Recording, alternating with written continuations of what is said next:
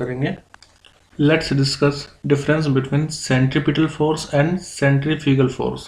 पहले मैं आपको सेंट्रीपिटल का मतलब बता देता हूँ, मतलब इसका मीनिंग क्या होता है। ये होता है सेंटर सीकिंग, मतलब एक ऐसी फोर्स जो कि सेंटर की तरफ लग रही होगी उसको हम सेंट्रीपिटल फोर्स बोलते हैं। सेंटर सीकिंग फोर्स होगी वो सेंट्रीपिटल फोर्स होती है। आपने बहुत सी बार देखा भी होगा या न्यूमेरिकल करे होंगे, कंसेप्ट समझा होगा। जैसे कोई प्लेनेट है, वो सन के चारों तरफ अगर वो रिवॉल्व कर रहा है, ठीक है, तो उस पर एक सेंटर की तरफ सेंट्रीपिटल फोर्स लगती है। या फिर अगर कोई ऑब्जेक्ट है, मान लीजिए कोई स्ट्रिंग है, उसमें कोई बॉल बंधी हुई है और उसको आप सर्कुलर मोशन में रिवॉल्व करवा रहे हो कांस्टेंट स्पीड से, तो उस पर सेंट्रीपिटल फोर्स लगती है। या कोई ऑब्जेक्ट सर्कुलर मोशन में रिवॉल्व कर रहा है कांस्टेंट स्पीड से, तो उस पर भी सेंटर की तरफ एक सेंट्रीपिटल फोर्स लगती है। यानी कि it is a real force which is exerted on the body by the external agency like gravitation force या टेंशन जो मैंने आपको बताया, फिर नॉर्मल फोर्स। जबकि सेंट्रीफ्यूगल फोर्स एक स्यूडो फोर्स है, मतलब कि एक इमेजिनरी फोर्स कह सकते हैं, फिक्सिस फोर्स कह सकते हैं, which can not arise from the gravitation force या टेंशन और नॉर्मल फोर्स। मतलब जरूरी नहीं है कि ग्रेविटेशन फोर्स या टेंशन फोर्स या नॉर्मल फोर्स से आएगी। दूसरा सेंट्रीपिटल फोर्स जो होती है वो बोथ इनर्शियल और नॉन इनर्शियल फ्रेम में एक्ट करती है। इनर्शियल मतलब जहां पर स्पीड कांस्टेंट होगी, नॉन इनर्शियल मतलब जहां पर कुछ ना कुछ एक्सेलरेशन होगा, वेलोसिटी वेरिएबल हो रही होगी। It acts toward the axis of rotation. देखो सेंट्रीपिटल फोर्स हमेशा सेंटर की तरफ होता है, toward the axis of rotation, और act only in rotating frame. Centrifugal force rotating frame में, यानी कि जब फ्रेम कंप्लीटली मूव कर रहा हो, जब फ्रेम की खुद की कुछ ना कुछ वेरिएबल स्पीड हो, तब सेंट्रीफ्यूगल फोर्स उसमें एक्ट करेगी। It acts outward from the axis of rotation और radially outward from the centre of this circular motion. ये मेन डिफरेंस आपको ध्यान रखना है सेंट्रीपिटल और सेंट्रीफ्यूगल में। सेंट्रीपिटल सेंटर की तरफ होगी, सेंटर सीकिंग होगी। सेंट्रीफ्यूगल फोर्स सेंटर से बाहर की तरफ होगी, आउटवर्ड होगी। जैसे मान लीजिए कोई बच्चा है और इस ने एक बॉल बांधी हुई है स्ट्रिंग से, तो इस पर जो फोर्स होगी, रोटेट कर रही है, इस पर जो फोर्स होगी बाहर की तरफ, वो सेंट्रीफ्यूगल फोर्स होगी। जैसे कोई कार है, उस पर जो बाहर की तरफ सेंट्रीफ्यूगल फोर्स होगी, रोटेट कर रही है इसमें, वो सेंट्रीफ्यूगल फोर्स होगी। ठीक है, आप इन दोनों फिगर में देखो, सेंट्रीपिटल फोर्स सेंटर की तरफ है, सेंटर सीकिंग फोर्स है, जबकि सेंट्रीफ्यूगल फोर्स बाहर की तरफ होगी, और ये एक स्यूडो फोर्स या फिक्सिस फोर्स है जो कि नॉन इनर्शियल फ्रेम में एक्ट करती है। फॉर्मूला अगर आप देखो तो फॉर्मूला का दोनों का ही फॉर्मूला सेम रहेगा, एम ओमेगा स्क्वायर आर या फिर M B square upon R, इसका भी सेम रहेगा, लेकिन डायरेक्शन दोनों की एक दूसरे के अपोजिट होगी। ये एक रियल फोर्स है जिसका रियल इफेक्ट आपको देखने को मिलता है, जैसे स्ट्रिंग में या फिर प्लेनेट पर जब ग्रेविटेशन फोर्स एक्ट कर रही होती है सेंटर की तरफ, तो उसकी वजह से मोशन होता है, तो रियल इफेक्ट होता है। जबकि ये एक स्यूडो फोर्स है बट हैज रियल इफेक्ट, यानी कि एक इमेजिनरी फोर्स होगी। जैसे मैं आपको एक एग्जांपल बताता हूँ सेंट्रीफ्यूगल फोर्स का। मान लो कोई कार है या ट्रेन है, उसमें आपने एक धागा इस तरह से लटकाया हुआ है, एक पेंडुलम है, ठीक है। अगर ये कांस्टेंट स्पीड से चल रही होगी तब तो ये इसी तरह से लटका रहेगा, लेकिन जैसे इसमें एक्सेलरेशन आएगा, डी एक्सेलरेशन आएगा, तो आप देखोगे स्ट्रिंग भी इधर या उधर चलने लगेगी। मतलब इसके जिस फ्रेम में ये है, अगर वो एक्सेलरेट करता है तब इस पर एक फोर्स एक्ट करेगी जो कि सेंट्रीफ्यूगल फोर्स होगी, स्यूडो फोर्स होगी। इमेज इस पर हम डायरेक्टली फोर्स नहीं लगा रहे हैं, फोर्स तो मतलब एक्सेलरेशन आया इस कार में, ट्रेन में, जो भी व्हीकल है, लेकिन उसकी वजह से इस पर एक फोर्स लग रही है, वही स्यूडो फोर्स है।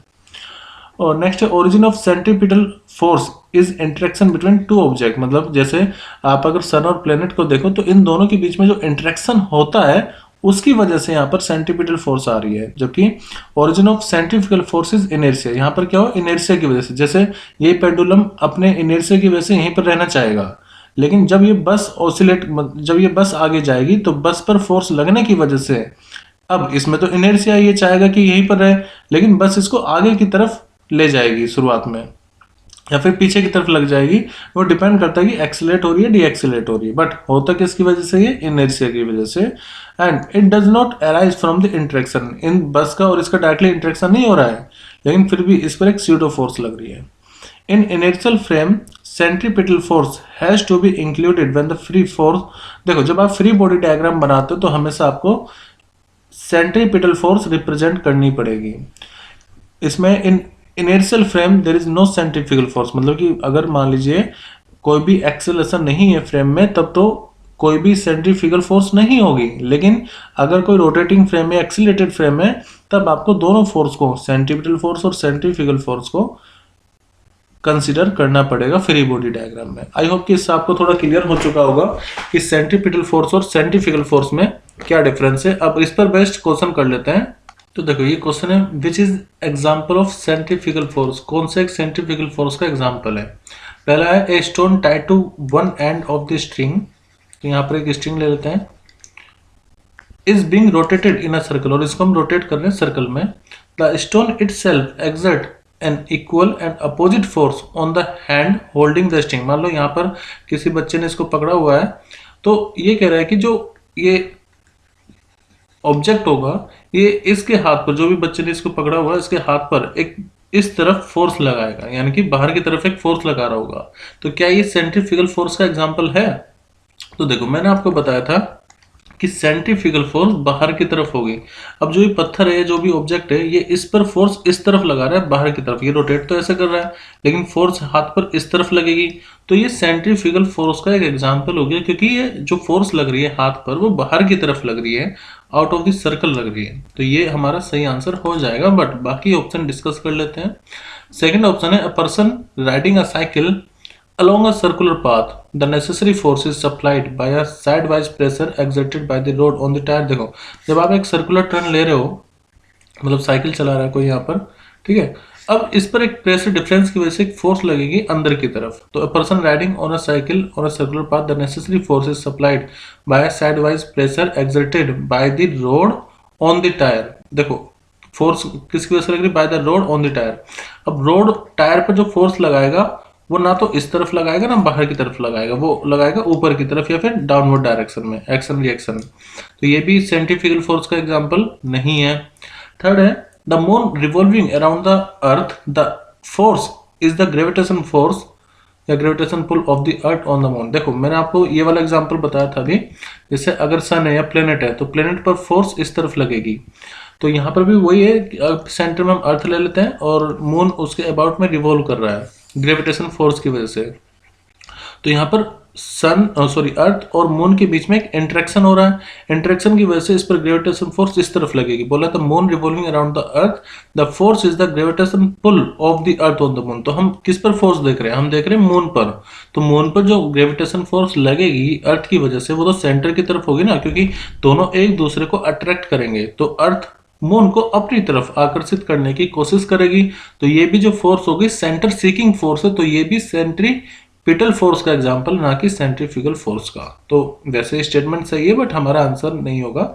Fourth, a body tied to one end of the string is being rotated in a circle, the force is supplied by the tension in the string। तो देखो टेंशन, ये मान लीजिए कोई ऑब्जेक्ट है, अब इसकी टेंशन जो लगती है, मान लीजिए रोटेट कर रहा है, जो टेंशन लगती है वो सेंटर की तरफ लगती है, यानी टुवर्ड द सेंटर लगती है। तो ये भी किसका एग्जांपल हो गया, सेंट्रीपिटल फोर्स का। तो आई होप कि आपको सेंट्रीफ्यूगल फोर्स और सेंट्रीपिटल फोर्स में डिफरेंस पता चला होगा। इस पर बेस्ड हमने क्वेश्चन भी कर लिया है। मेनली आपको ये डायरेक्शन का ध्यान रखना है कि डायरेक्शन किस तरफ होगी और किस फ्रेम में लगेगी फोर्स।